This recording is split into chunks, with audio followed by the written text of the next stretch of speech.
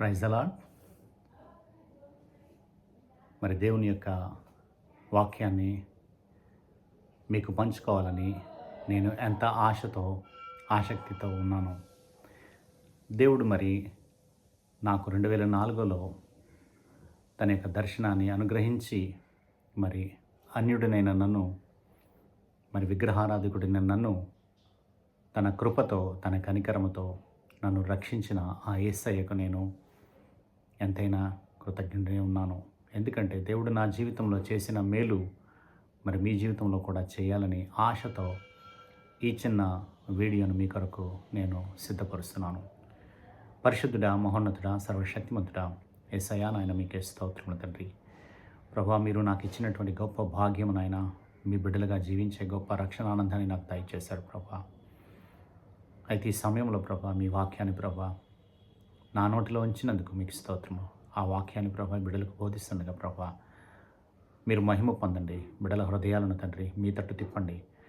వారికి రక్షణ ఆనందాన్ని దయచేయండి నాయన. మరణపాత్రులమైనటువంటి మమ్మల్ని అందరినీ మీ జీవంతో నింపి నడిపించుతున్నందుకు మీకే స్తోత్రములు దేవా. మహిమ ఘనత మీరే పొందమని యేసయ్య దివ్యనామమున అడిగి వేడుకొంచున్నాం తండ్రి, ఆమేన్. మరి ఈ దినము నిర్గమకాండము 23వ అధ్యాయం నుండి మరి 9 వచనాలను ధ్యానించుకుందామండి. నిర్గమకాండం 23వ అధ్యాయము 1 నుంచి 9 వచనాలు. దేవుడైనటువంటి యెహోవా తన ప్రజలైనటువంటి ఇశ్రాయేలీయులను మరి ఆ బానిసత్వము నుంచి, ఐగుప్తులో నుంచి విడిపించిన తర్వాత వారిని తన వాగ్దాన భూమి అయినటువంటి పాలుతేనెలు ప్రవహించే దేశమైనటువంటి ఆ కానాను దేశానికి నడిపించిన తర్వాత వారు నీతి నియమాలతో జీవించడానికి ఒక ధర్మశాస్త్రాన్ని వారి కొరకు అనుగ్రహించారు. మరి ఆ ధర్మశాస్త్రములో కొన్ని విషయాలను మరి ఈ సమయంలో మనము ధ్యానించుకుందాం. మొదటి వచనం, లేని వార్తను పుట్టించకూడదు, అన్యాయపు సాక్ష్యమును పలుకుటకే దుష్టునితో నీవు కలియకూడదు. దేవుడు ఎప్పుడు కూడా ఆయన న్యాయవంతుడైన దేవుడు. ఆయన న్యాయాన్ని ప్రేమించి ఆయన దుర్నీతిని ఆయన ద్వేషించే దేవుడై ఉన్నాడు. కాబట్టి ఇక్కడ దేవుడు తెలియచేసిన మాట ఏంటంటే, లేని వార్తను పుట్టింపకూడదు. We must not propagate the gossips. ఎందుకంటే ఈ గాసిప్స్ వలన ఏం జరుగుతుందంటే సత్యము మరుగైపోతుంది. రెండవది, అది దుష్పరిమాణాలకు కూడా అది తావిస్తుంది. అందుకని ఎప్పుడు కూడా మనము లేని వార్తను పుట్టించకూడదు. రెండవదిగా, అన్యాయపు సాక్ష్యమును పలుకుటకే దుష్టునితో కూడా కలియకూడదు. ఇక్కడ అన్యాయపు సాక్ష్యము, దుష్టుడు అనే రెండు విషయాలను ఇక్కడ దేవుడు మాట్లాడుతున్నాడు. మనము ఎలాంటి వారితో సహవాసం చేస్తున్నాం, ఎలాంటి స్థితిలో ఉండి సహవాసం చేస్తున్నాం అనేది గ్రహించాలి. అసలు దుష్టుడని మనం గ్రహించాలంటే మొట్టమొదటిగా మనలో దుష్టత్వము లేనటువంటి, అంటే నీతి కలిగినటువంటి మన స్థితి మనలో ఉండాలి. అది లేనప్పుడు వాడు మనలాగే ఉన్నాడు కదా, వాడు కూడా మనలాగే అని చేస్తున్నాడు కదా అని మనం ఏం చేస్తామంటే తెలియకనే దుష్టునితో సహవాసం చేస్తాం. మరి దుష్టునితో సహవాసం చేసినప్పుడు ఏం జరుగుతుందంటే మనలో కూడా దుష్టత్వం నెమ్మదిగా ప్రవేశిస్తుంది.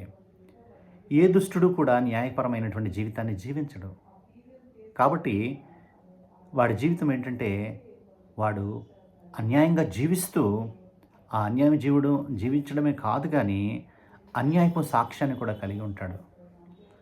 అందుకనే ఈ మొదటి వాక్య భాగం ఏం తెలియచేస్తుందంటే, మనము దుష్టులతో సహవాసం చేసేటప్పుడు మనలో దుష్టత్వం లేకుండా చూసుకోవాలి. ఆ దుష్టత్వం లేకుండా ఉండాలంటే ఆ పరిశుద్ధుడైనటువంటి, ఆ నీతిమంతుడైనటువంటి దేవుని పాద సన్నిధిలో మనం ఉండాలి. దేవుని పాద సన్నిధిలో ఉన్నప్పుడు దేవుడు మనలో ఉన్నటువంటి మూర్ఖత్వాన్ని, దుష్టత్వాన్ని, అపవిత్రతను, లోకమాన్యులన్నింటినీ కూడా ఆయన తీసివేసి తన పరిశుద్ధ హృదయాన్ని మనకు అనుగ్రహిస్తారు. ఆ పరిశుద్ధ హృదయంతో మనం ఎప్పుడైతే ఉంటామో అప్పుడు మనము చాలా తేలికగా మనం కనిపెడతాం మనం ఎలాంటి వాళ్ళతో నడుస్తున్నాం, ఎలాంటి వారితో సహవాసం చేస్తున్నాం.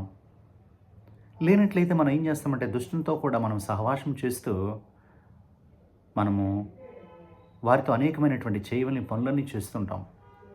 ఈ దినాల్లో మనం చూస్తున్నాం, చాలామంది క్రైస్తవం చూస్తాం, కానీ వారి జీవితాల్లో దుష్టత్వం చాలా ప్రబలిపోతుంది. దానికి కారణం ఏంటంటే మొట్టమొదటిగా వారిలో వేరు లేదు,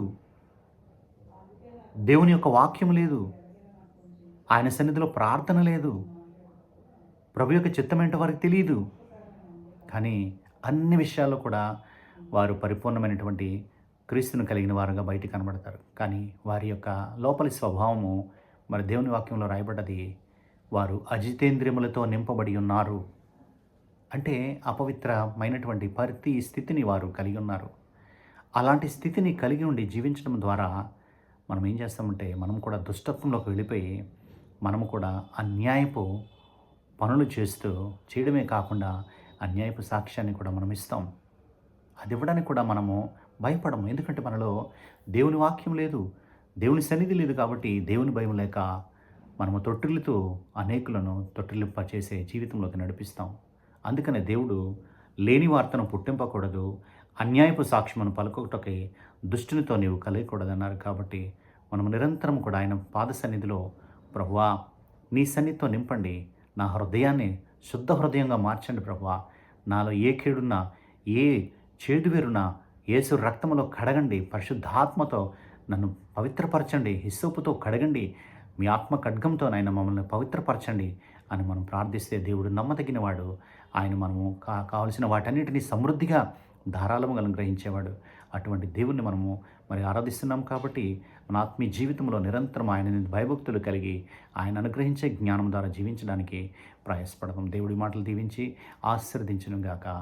ఆమెన్. దేవుడు మిమ్మల్ని అందరినీ దీవించును గాక. Praise the Lord. God bless you. God be with you.